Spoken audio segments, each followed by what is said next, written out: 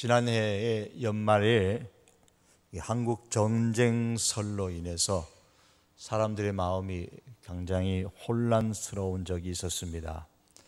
2014년도 12월 달에 한국 전쟁이 일어날 것이다.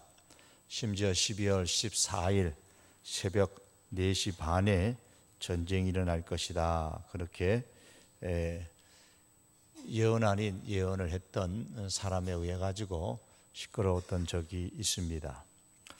그 전쟁이 예언대로 일어나지 않자 아직 전쟁이 시작되었다고 말하기도 하고, 또는 전쟁이 나 여호와가 전쟁을 주관하기 때문에 나는 전쟁을 늦출 수도 있고 앞당길 수도 있다는 이야기를 자기 페이스북에 올리면서 계속해서 한국 전쟁설에 대해서 당위성을 그렇게 주장하는 사람이 있습니다. 그 사람이 한국 전쟁이 일어날 수밖에 없는 그 이유를 하나님께서 말씀하셨는데, 그 하나님이 주신 말씀이 마태복음서 24장 7절이라고 했습니다. 민족이 민족을, 나라가 나라를 대적하여 일어나겠고 라는 이 말씀을 가지고, 이 말씀은 한국 전쟁이 일어날 것이라고 예언되어진 말씀이다, 그렇게 해석을 했습니다.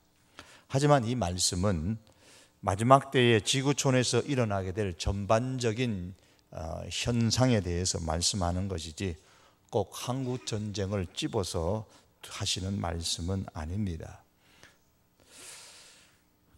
이를 이제 한국 전쟁설을 이제 부추기면서 또 한 사람은 이제 미국에 노아의 방주를 만들어 놓았다고 하면서 이 한국 전쟁설을 얘기했던 사람의 페이스북에다가 수차례에 올려서 이제 그 노아의 방주에 갈 사람들을 모집하고 있었습니다. 1년 반 전에 5천만 원 투자해가지고 100개 만들었고, 6개월 전에는 6억을 투자해서 2,000개를 만들었고, 이제는 2,000개를 150만 원을 받아서 30억을 만들어서 전쟁 이후에 무너진 성전을 다시 건축하는 데 쓰겠다고 하시면서 함께 가시겠습니까? 라고 묻고, 또 실제로 한국인들이, 많은 사람들이 미국뿐만 아니라 다른 나라로 이렇게 지난 작년이죠. 작년 12월 달에 떠났던 사람들이 있는데 아직도 돌아오지 않고 있다고 합니다. 자, 여러분들은 그런 노아의 방주가 지은 곳이 있다고 하면 여러분 가운데서 돈 내고 가실 분들이 얼마나 있을는지 모르겠습니다. 이러한 누군가의 그 예언이라는 말, 이런 사건 하나가 있을 때마다 우리 믿는 사람들 속에서는 하나님의 말씀에 대해서 경시 여기는 그런 풍조가 자연스럽게 나타나게 되고, 교회 역시도 세상으로부터 이렇게 조롱을 받는 일들이 많이 일어나고 있습니다. 예언이라고 할 때는 항상 성경이 기준이 되어져야 되고, 또 성경에 대한 바른 해석이 매우 중요합니다. 한국 전쟁설을 얘기했던 그 사람은 미국의 풀러 신학교에 다닌 적은 있지만은 졸업한 적은 없는 그런 사람이다라고 SBS에서 조사해서 그렇게 풀러 신학교로부터 문서를 받은 바도 있었다고 했습니다. 자, 이런 이 사건들이 하나님의 말씀의 예언에 대해서 경시하는 그런 경향을 불러일으키는데, 오늘 마태복음 창세기 15장의 말씀 보면은 80세의 한 중반의 한 노인에게 하나님께서 예언의 말씀을 주셨습니다. 여호와께서 이르시되 너는 반드시 알라. 내 자손이 이방에서 객이 되어 그들을 섬기겠고 그들은 400년 동안 내 자손을 괴롭게 하리니 그들이 섬기는 나라를 내가 징벌할지며 그 후에 내 자손이 큰 재물을 이끌고 나오리라. 이 예언의 말씀이 어떻게 성취되어졌는가를 우리는 성경을 통해서 봐야 됩니다. 이 말씀은 600여 년이 지난 다음에 그대로 성취되어진 것을 볼 수가 있습니다. 창세기 15장 13절 14절의 말씀에 보면 그 예언의 말씀의 내용이 네 가지가 나옵니다. 아브라함의 후손은 이방에서 계기되어서 그들을 섬길 거다. 첫 번째 예언이고, 두 번째는 400년 동안의 괴로움을 그 땅에서 당할 것이다 라는 것이고, 세 번째로는 마지막에는 그 땅을 괴롭혔던 그 애굽이 심판을 받을 것이고, 또한 이스라엘은, 즉 아브라함의 후손은 큰 재물을 가지고 해방을 맞이하게 될 것이다 라는 네 가지 예언의 말씀입니다. 이 말씀이 어떻게 성취되어졌는가를 우리는 성경을 통해서 증명할 수가 있습니다.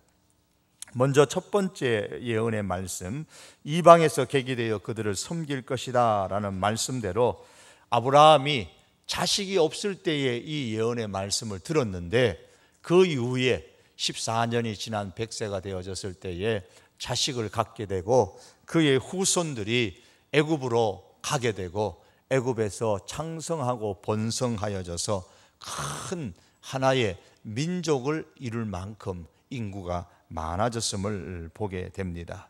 이스라엘은 이제 애굽에서 종이 되어서 애굽인들을 섬겼습니다. 이 말씀이 그대로 성취되어졌지요.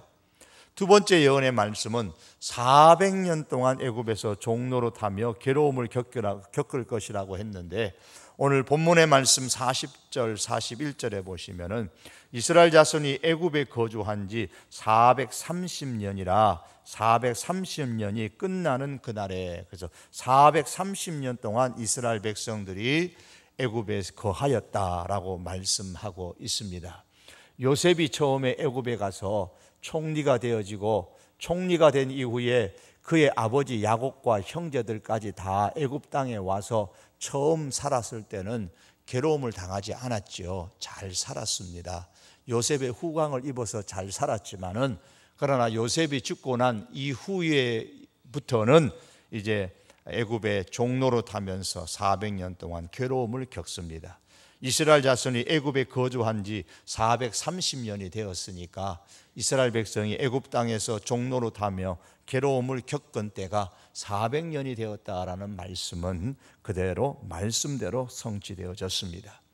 세 번째 아브라함에게 주셨던 예언의 말씀은 애굽 사람들이 심판을 받을 것이라 그랬는데, 하나님은 10가지의 재앙을 통하여서 애굽을 심판하신 것을 우리가 출애굽기를 통해서 보게 됩니다. 이 세 번째 예언의 말씀이 성취되어졌습니다. 그리고 마지막 네 번째 말씀은 큰 재물을 이끌고 나올 것이라 그렇게 말씀을 했는데, 우리가 읽었던 본문 바로 앞에 보면 출애굽기 12장 35절의 말씀에 보면 이스라엘 자손이 모세의 말대로 하여 애굽 사람에게 은금 폐물과 의복을 구하며 36절에 여호와께서 애굽 사람들에게 이스라엘 백성에게 은혜를 입히게 하사 그들이 구하는 대로 주게 하심으로 그들이 애굽 사람의 물품을 취하였더라 그랬습니다. 그래서 이스라엘 백성이 애굽에서 나올 때에 은금 폐물 많은 물품을 취해서 애굽인들로부터 받아가지고 나왔습니다. 하나님의 말씀이 성취되어졌습니다. 이렇게 600여 년 전에 예언했던, 한 사람에게 예언했던 이 하나님의 말씀이 그대로 성취되고 이스라엘 백성들이 애굽에서 나온 것이 바로 오늘 본문의 내용입니다. 본문 37절, 40절과 41절의 말씀입니다. 37절에 보면 이스라엘 자손이 라암세스를 떠났다. 라암셋이라는 것은 이스라엘 백성들이 살았던 고센 땅 지역의, 고센 지역의 한 지명 이름입니다. 그 라암셋을 떠나서 숫곳에 이르러 나올 때에 장정이 60만 가량이라 그래서 어린아이들과 여인들을 제외하고 나면 거의 한 합쳐서 200에서 300 정도 될 것이다 라고 학자들은 추정을 하고 있습니다. 대인원들이 이제 애굽에서 나오게 됩니다. 그리고 430년이 끝나는 그날에 애굽 땅에서 나왔다라고 말씀합니다. 이렇게 하나님의 말씀, 600여 년 전에 하셨던 그 하나님의 말씀이 그대로 성취되어지는 것을 보면 전율을 느끼지 않을 수가 없습니다.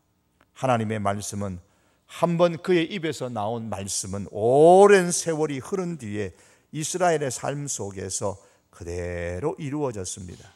하나님은 먼 미래를 바라보시고 아브라함에게 예언의 말씀을 주셨던 겁니다. 또한 성경에 보면 여리고의 라합이라는 사람이 나오는데 이 사람이 하나님을 믿었다 그렇게 말합니다. 하나님은 상천하지 하늘과 땅 아래 이 세상의 하나님이다. 하나님은 모든 것을 주관하시는 통치하시는 하나님이다. 이 사실을 라합이 믿었다고 했습니다. 어떻게 라합이 믿었는가? 여호수아서 2장 10절과 11절의 말씀 보면 여호와께서 너희 앞에서 홍해 물을 마르게 하신 일을 우리가 들었다 그랬습니다. 소문을 들은 겁니다. 즉 다시 말하면 하나님께서 애굽 땅에서 행한 그 기적, 하나님께서 애굽 땅에서 행한 재앙의 소식들을 들었다는 말입니다. 애굽에서 나올 때에 홍해가 갈라진 사건을 들었던 가나안 사람들이 애굽에서 나오기 직전에 있었던 10가지의 재앙의 심판을 듣지 못했을 리가 없었을 것입니다. 가나안 여리고 성의 한쪽 구덩이에 살아가는 그 라합이 애굽에서 일어난 그 사건들과 그 소문을 듣고서 하나님을 믿게 되었던 겁니다. 그리고 그 라합에게서 룻의 남편인 보아스가 태어나게 되고 그 후손 중에서 다윗이 태어나게 되고 결국 라합은 예수님의 조상이 되어졌습니다. 놀랍지 않습니까? 이를 볼 때에 하나님께서 왜 애굽 땅에 10가지의 재앙을 내리셨고 왜 그 홍해 앞에 이스라엘 백성들을 인도하셨는가? 대답이 분명해집니다.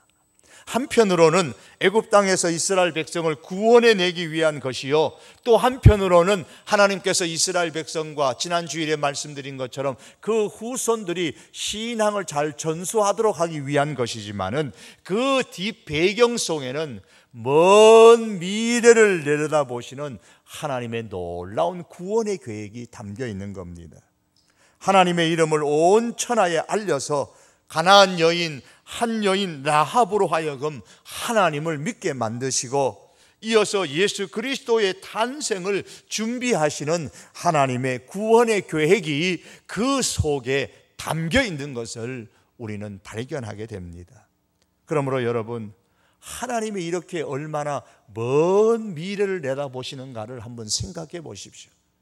한 사람 아브라함을 불러서 아직도 자식도 없는 사라 자기 아내를 통하여서 자식도 얻지 못한 그 아브라함에게 후손에 대한 얘기를 하고 그 후손이 이방에 나아가서 괴로움을 받을 것인데 400년 동안 괴로움을 받을 것이고 그 백성들은 애굽 백성들은 하나님의 심판을 받게 될 것이고 애굽에서 해방될 때에는 많은 큰 재물을 가지고 나올 것이라고 예언하신 하나님, 그 하나님은 아브라함보다도 훨씬 먼 미래를 바라보시고 계획하시고 준비하셨던 하나님이셨습니다. 이렇게 하나님은 하나의 일을 행하실 때에 우리들보다 앞서 보십니다. 애굽의 재앙을 내리시면서도 라합을 생각하시고 애굽의 재앙을 내리시면서도 하나님의 구원의 계획의 그 물줄기를 하나님께서 멀리 내다보시면서 준비하셨던 이 하나님, 우리들보다 너무나도 먼 곳을 내려다보시는 하나님을 우리는 이 성경 출애굽의 역사를 보면서 발견하게 됩니다. 사랑하는 성도 여러분, 하나님은 우리보다 멀리 내다보시는 분입니다.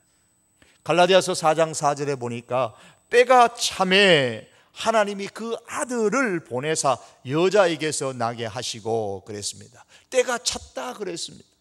이 말씀은 하나님께서 멀리 내다보시고 계획하시고 준비하셨다는 겁니다. 애굽 땅에 하나님께서 재앙을 내리시고, 아니 아브라함에게 말씀하시고 애굽 땅에 재앙을 내리시고 그로 통해서 하나님의 큰 역사를 라합이라는 사문이 소문을 듣게 하시고 그 라합에게 보아스를 보아스를 연결하시고 또한 그 후손들을 연결하셔서 다윗의 자손 예수 그리스도가 태어나게 하시고, 더 시간이 흘러서 이제 때가 차서 하나님께서는 이때다 싶을 때에 예수님을 세상에 보내신 겁니다. 그러므로 여러분, 하나님께서 우리들보다도 멀리 보시고 계획하시고 준비하시고 우리에게 말씀하시는 하나님인 것을 우리가 믿어야 됩니다. 그러므로 우리는 이 우리보다도 멀리 내다보시고 준비하시고 계획하시는 하나님을 믿는다면, 우리는 하나님의 인도를 받는 것보다, 하나님의 말씀의 인도를 받는 것보다 더 큰 형통의 비결이 없다는 것을 확신해야 합니다. 여러분, 여러분의 미래의 일을 얼마나 여러분들이 예언합니까? 2015년도에 여러분 미래의 일에 대해서 얼마나 준비하고 내다보고 계획하고 그렇게 행하십니까? 우리가 계획하는 것보다 2015년이 아니라 이보다 10년이 더 지난 2025년, 30년이 더 지난 그 이후 우리의 후손의 먼 미래까지 하나님께서는 내려다보시면서 준비하시고 계획하시는 하나님이십니다. 그러므로 우리는 이렇게 멀리 내다보시고 준비하시고 계획하시고 또한 이끌어 가시는, 인도하시는 하나님이시기에 우리는 이 인도하시는 하나님의 말씀에 민감하게 반응을 나타내고 이 하나님의 말씀의 인도를 받을 수 있는 그런 하나님의 사람들이 될 수 있기를 바랍니다. 그 길이 바로 우리의 형통의 길이요, 승리의 길이요, 성공의 길인 것을 믿을 수 있기를 바랍니다. 우리가 이렇게 하나님은 멀리 내다보시고 준비하시고 계획하시면서 우리에게 말씀하시는 하나님이시기 때문에 하나님의 말씀을 소중히 여기고 이 말씀을 받아들여야 되는 겁니다. 반면에 우리가 이 하나님의 말씀을 무시하고 소홀히 여기게 되면 반드시 하나님의 심판을 받게 된다는 사실입니다. 하나님께서 말씀을 주셨음에도 불구하고 바로와 애굽이 그 말씀을 무시하고 거절했을 때에 하나님께서 열의 재앙으로서 그 땅에 임하게 하셨습니다. 성경은 누가복음 13장 3절에서 말씀합니다. 너희가 만일 회개하지 아니하면 다 이와 같이 망하리라. 마가복음 16장 16절에서는 믿지 않는 사람은 정죄를 받으리라고 하셨습니다.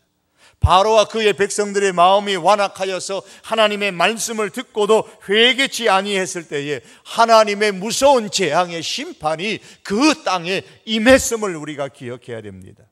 바로가 계속되는 하나님의 심판의 재앙을 겪으면서도 결코 회개하지 아니한 것처럼 세상 끝날에도 하나님의 그 재앙의 심판을 겪음에도 불구하고 회개하지 않는 사람들이 있다고 말씀합니다.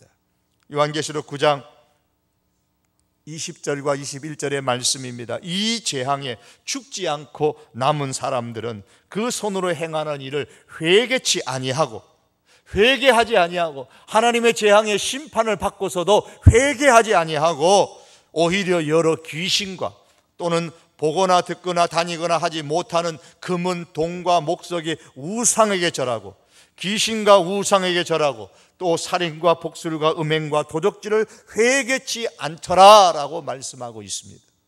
하나님의 말씀이 증거됨에도 회개하지 아니하는 사람은 애굽의 사람이나 소돔의 사람이나 노아 시대의 사람이나 이 세상의 마지막 때의 사람이나 가릴 것 없이 모두 다 하나님의 심판을 면할 수가 없습니다. 출애굽기 12장 29절의 말씀에 보면 여호와께서 애굽 땅에서 모든 처음 난 것, 곧 위에 앉은 바로의 장자로부터 옥에 갇힌 사람과 장자까지와 가축에 처음 난 것을 다 치심해 그랬습니다. 바로의 장자도 죽었습니다. 감옥에 갇힌 사람의 장자도 죽었습니다. 가축에 처음 난 것도 다 죽었습니다. 가난한 사람이라고 해서, 억울한 사람이라고 해서, 옥에 갇힌 사람이라고 해서, 불쌍하다고 해서 하나님의 이 재앙의 심판에서 애굽 사람이라면 면제되는 사람이 한 사람도 없었다라는 겁니다. 하나님의 심판에는 예외가 없고 하나님의 심판에서 견딜 수 있는 사람이 없고 하나님의 심판을 막을 사람이 없음을 말씀하고 있습니다. 사랑하는 성도 여러분, 하나님의 마지막 심판은 애굽의 장자 심판보다 더 철저할 것입니다. 애굽에 내린 하나님의 재앙의 심판은 장자에 국한되는 것이었지만은 마지막의 심판은 장자뿐만이 아니라 모든 사람에게 임하게 될 것입니다. 우리가 이것을 기억해야 됩니다. 하나님의 심판은 이렇게 철저하고 정확해서 누구도 이 하나님의 심판에서 빠져나갈 수가 없습니다. 아내를 붙잡는다고 해서, 부모님의 손을 붙잡는다고 해서, 그렇다고 해서 구원시켜주는 일은 절대로 일어나지 않습니다.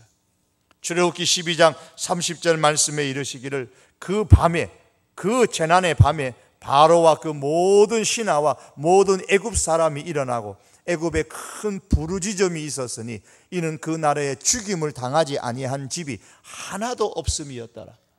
하나님의 그 재앙의 심판이 임하지 아니한 애굽 사람의 집은 하나도 없었다고 말씀합니다. 여러분, 마지막 때도 그러합니다. 성경은 말씀하기를 누구든지 생명책에 기록되지 못한 자는 불못에 던지우더라 라고 말씀하고 있습니다. 이 사건은 하나님께서 말씀하신 것이므로 정확하게 일어날 것이고 철저하게 시행될 것입니다. 그러나 여러분, 여기에 복음이 담겨져 있습니다. 재앙이 애굽인들에게는 통곡의 날이었습니다. 하나님의 말씀을 무시하는 그 애굽인들에게는 통곡의 날이었지만 하나님의 말씀을 듣고 문에다가 양의 피를 발랐던 이스라엘 사람들에게는 축복의 기회의 날이었습니다. 12장 13절의 말씀에 보시면은 내가 애굽 땅을 칠 때에 그 피가 너희가 사는 집에 있어서 너희를 위하여 표적이 될지라. 내가 피를 볼 때에 너희를 넘어가려니 재앙이 너희에게 내려 멸하지 아니하리라 그랬습니다. 서두에 보면은 내가 하나님이 애굽 땅을 칠 때에, 그래서 애굽인들에게는 통곡의 날이 되어졌습니다.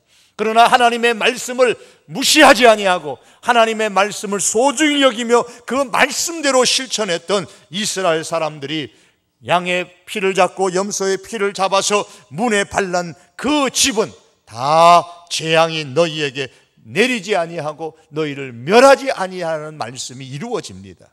이스라엘 사람에게는 오히려 축복의 기회였습니다.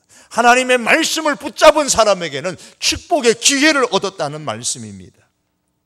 그렇습니다. 마지막 때에 하나님의 심판도 그러합니다. 우리가 이 땅을 살아가는 과정 속에도 그러합니다. 예수 그리스도를 믿는 사람에게는 통곡의 날이지만 예수 그리스도를 믿지 않는 사람에게는 믿는 사람에게는 축복의 기회가 될 것이고 믿지 않는 사람에게는 통곡의 날이 되는 것입니다. 오늘날에도 하나님의 말씀을 소중히 여기는 사람에게는 오히려 축복의 기회가 주어지는 것이고 형통의 기회가 주어지는 것이고, 하나님의 말씀을 소홀하고 하나님을 경멸히 여기는 사람에게는 오히려 하나님의 경멸의 그러한 기회가 주어지게 될 것입니다. 그러므로 사랑하는 성도 여러분, 이스라엘 백성은 하나님의 말씀을 무시하지 아니하고 귀하게 여김으로 말미암아 출애굽하는 이 하나님의 역사에 동참하게 되었음을 기억할 수 있기를 바랍니다. 특별히 이스라엘 사람들뿐만 아닙니다. 오늘 성경 말씀은 이렇게 말씀합니다. 38절에 보면 수많은 잡족과 양과 소와 심이 많은 가축이 그들과 함께 하였으며 그랬습니다. 여기서 우리가 수많은 잡족이 나옵니다. 이 사람들은 이스라엘 사람들이 아닙니다. 그럼에도 불구하고 하나님의 말씀을 소중히 여겼을 때에 그들도 이스라엘 사람과 더불어서 함께 구원받는 역사가 그들 가운데 일어난 것을 보면서 오늘 이 시대에 이스라엘 사람들이 아니라 예수 그리스도를 믿는 모든 백성들, 하나님의 이 말씀을 믿고 예수 그리스도를 붙잡는 모든 사람들에게 이와 같은 하나님의 축복의 기회가 있다는 것을 기억하고 성공의 기회가, 형통의 기회가 있다는 것을 기억하고 하나님의 말씀을 소중히 여기며 붙잡는 우리 주님의 사람들이 될 수 있기를 원합니다. 그런데 오늘 본문의 말씀 보면 이스라엘 백성은 10가지 재앙의 심판으로부터 보호받고 애굽에서 나왔지만 모든 것이 다 이루어진 것은 아닙니다. 애굽에서 나온 순간부터 이제 그들은 새로운 삶을 살아야 했습니다. 그러한 새로운 삶이 어떤 삶인가를 살짝 보여주는 말씀이 오늘 본문 41절 말씀에 기록되어 있습니다. 430년이 마치는 그날에 여호와의 군대가 다 애굽 땅에서 나왔은즉 그랬습니다. 여호와의 군대라 그랬습니다. 장정이 60만 가량이요 라고 37절에 말씀했죠. 말씀드린 것처럼 또한 이 여호와의 군대라는 것은 장정 60만만 가리키는 것이 아니라 이스라엘의 모든 200만 혹은 300만 되는 모든 백성을 다 이끌어서 여호와의 군대가 애굽에서 나왔다고 표현했습니다. 애굽 땅에서 나오는 이스라엘 백성이 이 여호와의 군대라고 했습니다. 여러분, 군대가 언제 필요합니까? 군대라는 것은 전쟁을 대비해서 훈련을 하고 유사시에는 전쟁에 투입하기 위한 그런 공동체입니다. 성경은 예수님을 믿는 우리들 역시 군사라고 했습니다. 너는 그리스도 예수의 좋은 병사로, 예수의 좋은 군사로 나와 함께 고난을 받으라고 말씀했습니다. 빌립보서 2장 25절에서는 바울은 에바브로디도를 이끌어서 함께 군사된 자라고 했습니다. 바울도 군사요, 에바브로디도도 군사라는 겁니다. 예수님을 위해서 함께 군사된 사람들이라 라는 말씀입니다. 애굽 땅에서 해방되어서 이제 나오는 그들을 향하여서 하나님께서 여호와의 군대라고 했어요. 그들은 여호와의 군대가 되기 위해서 어떤 군사적인 훈련을 받은 것이 아닙니다. 다만 애굽 땅에서 나왔다는 이유 하나만으로 여호와의 군대라는 칭함을 받았습니다. 이처럼 우리가 애국 같은 세상 가운데서 구원을 받아 하나님의 백성이 되면 누구나 다 예수 그리스도의 군대가 되는 것이고 군사가 되는 것입니다. 애굽에서 나온 이스라엘 사람들 앞에는 아말렉과 시혼과 옥과의 전쟁이 기다리고 있습니다. 그리고 가나안 부족들 간에 전쟁이 기다리고 있었습니다. 그것처럼 구원받은 우리 성도들 앞에는 영적 전쟁이 기다리고 있습니다. 애굽에서 나온 이스라엘 백성들은 하나님께서 주실 것을 얻기 위해서 전쟁을 해야 했잖아요. 그것처럼 오늘 우리를 역시도 하나님께서 우리에게 주실 그 행복, 하나님께서 우리에게 주실 그 풍성한 삶, 하나님께서 우리에게 주실 그 형통의 삶을 얻기 위해서는 영적인 전쟁을 해야만 합니다.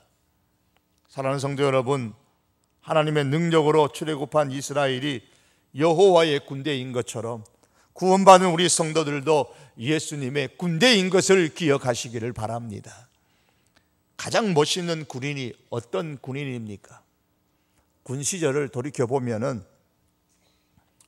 저도 그랬습니다마는 많은 우리 군인들이 그랬죠. 군복을 칼같이 잘 다려입는 그런 군인들이 있습니다. 전투화를 파리가 앉으면 미끄러지고 전투화를 보면서 면도를 할 정도로 반짝반짝 윤기가 흐르도록 잘 닦는 그런 군인들이 있습니다. 여러분, 이런 군인이 멋있는 군인이 아니죠. 이렇게 한다고 해서 멋있는 군인이 아닙니다. 본인은 그렇게 함으로써 멋있는 군인으로 보이고 싶지만 그렇지 않습니다. 가장 멋있는 군인은 군복이 진흙탕에 범벅이 되고 전투화가 진흙탕으로 도색이 된다고 할지라도 전쟁터에서 잘 싸우는 군인입니다. 군인은 전쟁에서 이기기 위해서 존재하는 것이지 지기 위해서 존재하지 않습니다. 그렇기 때문에 대한민국 국군은 사명을 항상 잘 숙지하고 있죠. 대한민국 국군은 국가와 민족을 위하여 충성을 다하며 국토를 방위하고 민족의 생명과 재산을 보호함을 그 사명으로 한다 외우고 있습니다. 사명으로 합니다. 마찬가지로 우리 그리스도의 군사로서 우리 성도들에게도 사명이 있습니다. 예수님의 군사된 우리 성도는 예수님을 위해서 싸웁니다. 예수님을 위하여 충성을 다하고 마귀에게 포로된 자를 자유케 하는 것을 그 사명으로 합니다. 한때에 우리나라의 국군에게 주적이 누구인가에 대한 논란이 있었습니다. 육사 신입생들에게 우리의 주적은 누구인가, 대한민국의 주적은 누구인가라는 설문조사를 했더니만 신입생들의 질문에 그 대답을 하는데 미국이 주적이라고 한 것이 34%가 되어져서 굉장히 참 사회적으로 논란이 된 적이 있었습니다. 또한 어느 국방부 장관은 국방혁신 관련 간담회를 하면서 북한으로부터 군사적인 위협이 있기는 하지만은 북한 전체를 주적이라고 표현하는 것은 적절하지 않다고 말하면서 어느 국가가 주적이라는 표현을 쓰는 것은 언어 도단이라고 말하고, 그래서 국방 백서의 주적 개념을 삭제해야 한다고 강조한 적도 있었습니다. 여러분, 주적이 없으면, 중심이 되는 적이 없으면 군인이 누구와 싸우자고 그렇게 고생하고 훈련하고 그 젊은 시절을 군복무를 하는 겁니까? 대한민국의 국권의 주적은 분명히 김정은 정권과 공승주의자들을 주축으로 되어지는 북한 인민군대일 것입니다. 그럼 우리 성도의 주적은 누굽니까? 성경은 말씀합니다. 우리의 씨름은 혈과 육을 상대하는 것이 아니요 사람이 아니라는 겁니다. 그런데 우리는 사람과는 그냥 머리 터지게 싸웁니다. 앉으려고.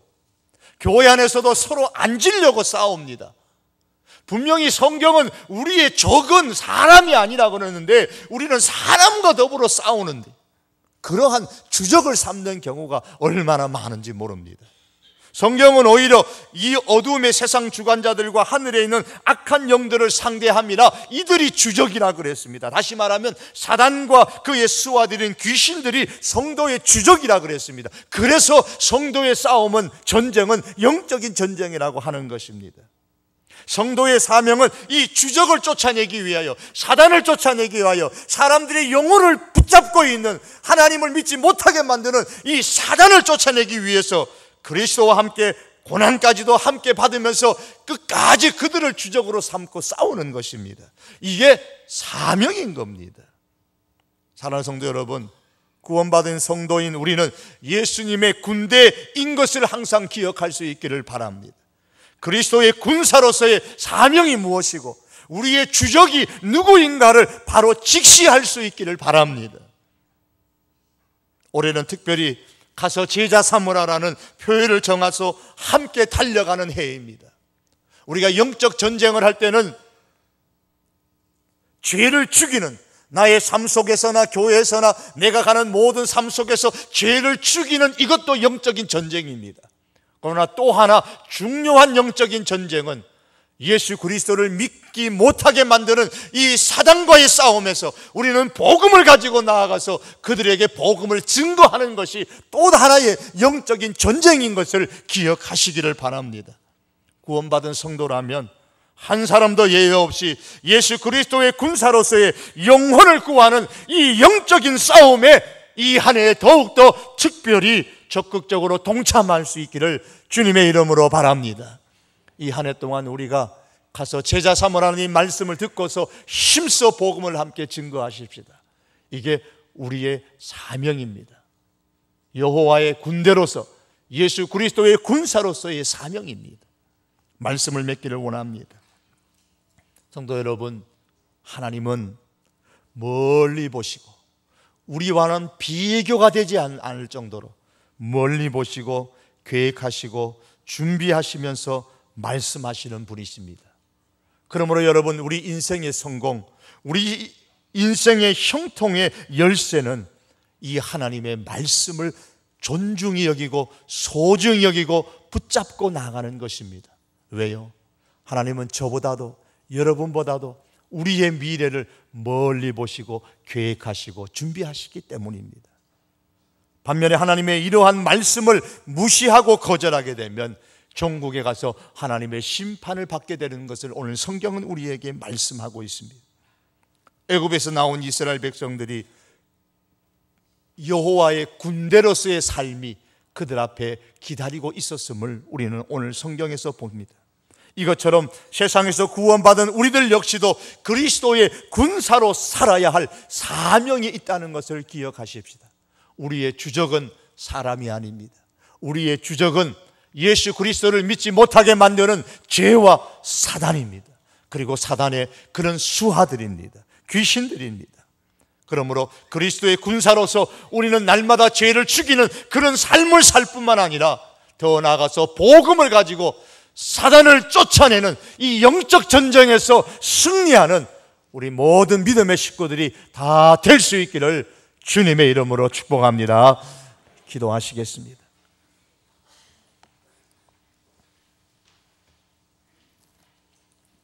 이스라엘 백성이 애굽에서 나오는 것이 한순간에 간단한 일이 아니라 미리 600여 년 전에 하나님께서 아브라함에게 예언하셨던 그대로 하나도 빠짐없이 성취되어진 사건인 것을 바라봅니다. 하나님께서 애굽에 재앙을 내리신 것도 라합이라는 한 사람을 예수님 하나님을 믿게 하시고 그를 통하여 예수님의 조상으로 삼으셔서 이 땅을 구원하시려는 하나님의 놀라운 계획이 애굽의 재앙을 내리시는 심판 가운데 담겨 있음을 말씀을 통해서 저희들이 바라봅니다.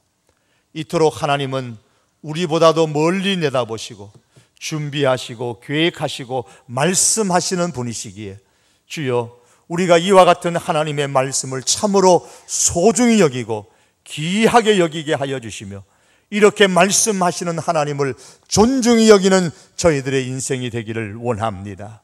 아버지, 결단코 하나님께서 우리에게 말씀하실 때에 주의 이 말씀을 거절하거나 이 하나님의 말씀을 소홀히 여기는 일이 우리들 가운데 일어나지 않도록 은혜를 베풀어 주시옵소서.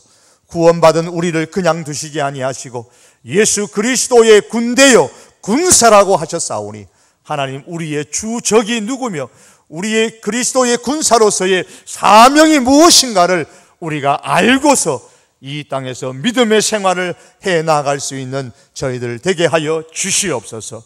아버지, 죄를 죽이는 삶을 살게 하여 주시고 특별히 더 나아가서 복음을 가지고 이 예수 그리스도를 믿는 것을 방해하는 사람들에게 주의 복음을 증거함으로 영적인 전쟁에서 승리할 수 있는 우리 성도 교회가 되게 하시고 우리 모든 믿음의 식구들 여호와의 군대, 하나님의 군대가 되게 하여 주시옵소서. 우리 주님께 간절히 바라오며 예수님의 이름으로 기도하옵나이다. 아멘.